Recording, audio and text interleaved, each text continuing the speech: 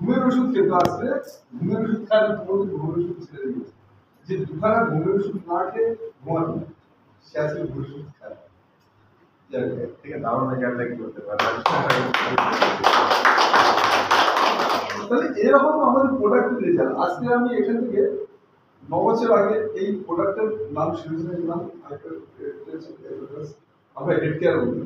তা আমি এই প্রোডাক্টের কথা শুনেছিলাম যে আমি বলছিলাম, আমার সামনে একজন দাঁড়িয়ে ছিল, সে বলছিল এই যে প্রোডাক্ট আছে এই প্রোডাক্টে মাথার চুল থেকে পায়ের নখ পর্যন্ত যে কোনো পাইপ কি হয়েছিল। আপনারা কেউ বিশ্বাস করবেন? কেউ বিশ্বাস করে না, করবেও না। ইনফ্যাক্ট আমি সেদিন বিশ্বাস করেছিলাম, আমার মিসের ঘাড়ে পর্দা এসেছিল 12 বছর, লক হয়ে গেছিল, লক ছাড়েনি। প্রচুর ডাক্তার দেখেছি, রোগীদের দেখেছি, কিছু হয়নি।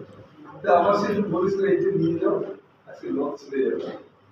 আবার কত 15 দিন লক ছাড়া 12 বছর লক।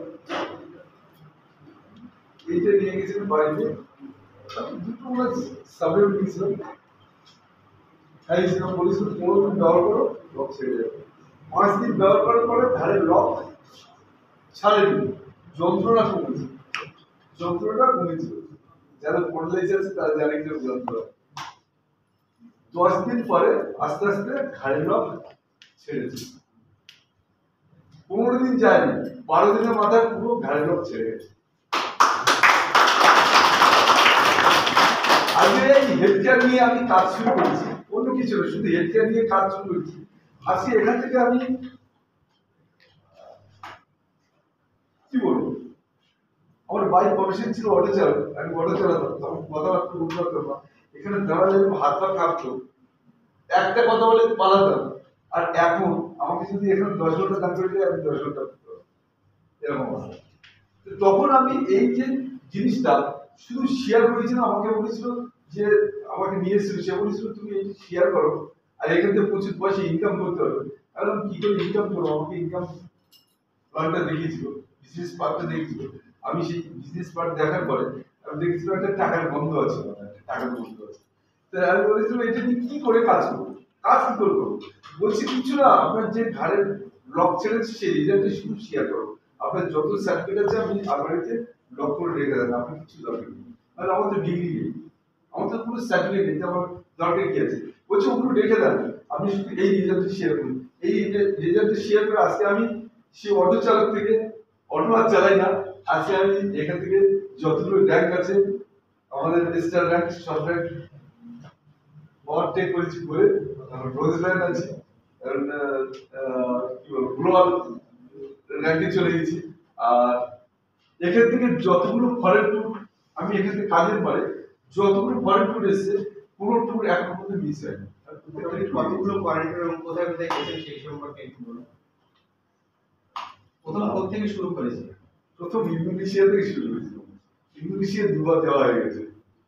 ইন্দোনেশিয়া থেকে শুরু করেছি, ইন্দোনেশিয়া দুবার যাওয়া হয়ে গেছে। চায়নায় গেছিলাম দুবার,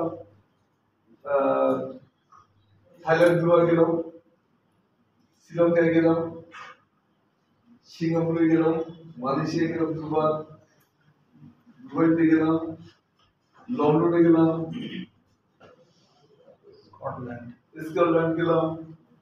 আচ্ছা ভুলে গেছি।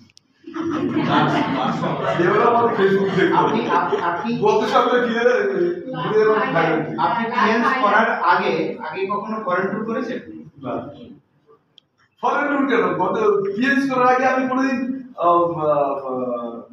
এক্সপ্রেস ট্রেনে উঠি, এক্সপ্রেস ট্রেনে উঠি। এখন এক্সপ্রেস ট্রেনে এখান থেকে কোথায় আসানসোল চলে যাচ্ছে, কোথায় দুর্গাপুর চলে যাচ্ছে, কোথায় শিলিগুড়ি, কুচবিহার, সব জায়গায় চলে যাচ্ছে। আরেকটা বলুন যে আপনি এই যে টিএনস এর ট্যুরগুলো অ্যাচিভ করেছেন, এতে আপনার পয়সা করেছেন না টিএনস গুলো দিয়েছেন, এবং কি রকম অ্যাকোমোডেশন ছিল সেটা?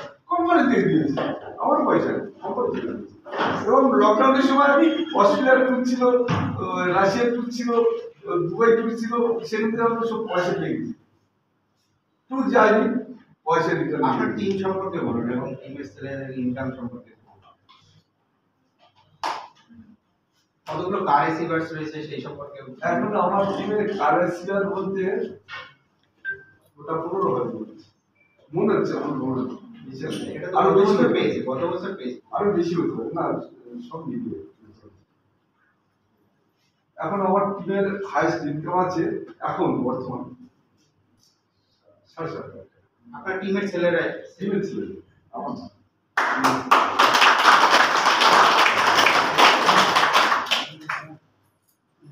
আর এখান থেকে ভারত মুক্ত করেছি, এখান থেকে গাড়ি অ্যাসিড করেছি, এখান থেকে একখানা না দুখানা বাড়ি করেছি, মেয়েকে ব্যাঙ্গালোর নিয়ে গেছি, নার্সিং পড়িয়েছি, নিয়ে চাকরি হয়ে গেছে সরকারি চাকরি। আর কিছু না। সেটাই হচ্ছে মাধ্যমিক। ওকে, থ্যাংক ইউ সো মাচ আপনাকে। Thank you.